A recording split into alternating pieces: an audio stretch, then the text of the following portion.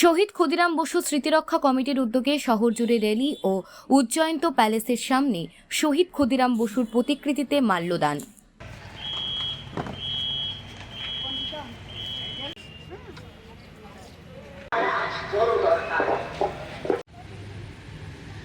বন্ধুগণ, আপনারা জানেন পরাধীন ভারতবর্ষের ব্রিটিশ সাম্রাজ্যবাদ বিরোধী স্বাধীনতা আন্দোলনের আপসহীন ধারার বীর বিপ্লবী অগ্নিশিশু শহীদ ক্ষুদিরাম বসুর আজ ১১৭তম আত্মবলিদান দিবস। আমরা শহীদ ক্ষুদিরাম বসু স্মৃতিরক্ষা কমিটি প্রত্যেক বছর যথাযোগ্য মর্যাদার সহিত এই দিনটি পালন করি। এবারও আমরা এখানে সমবেত হয়েছি শহীদ ক্ষুদিরাম বসুকে শ্রদ্ধা জানানোর জন্য। বন্ধুগণ, আপনারা জানেন স্বাধীনতার ৭৭ বছর পরে আজকে দেশে যে শিশু মৃত্যুর হার, নির্যাতিতা নিপীড়িত নারীর আর্তনাদ, সীমাহীন দারিদ্রতা, বেকারিত্ব, অশিক্ষা, কুশিক্ষা এবং শিক্ষার অভাবে আজকে দেশে যে সংস্কারের বার্তা বরণ হয়েছে,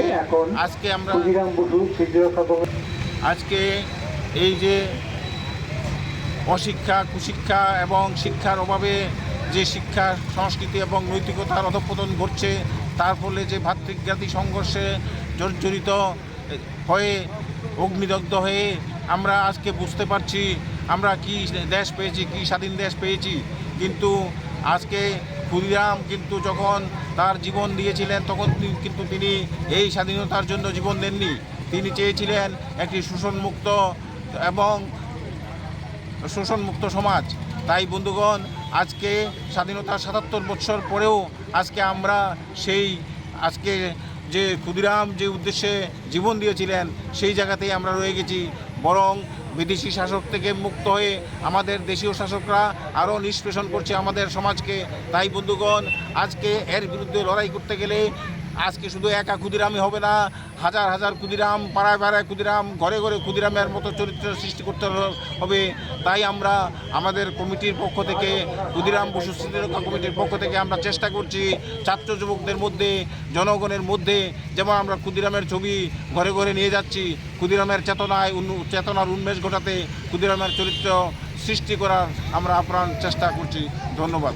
আপনার নামটা কি? আমি হরকিশোর ভূমি, ক্ষুদিরাম বসু স্মৃতিরক্ষা কমিটির সম্পাদক।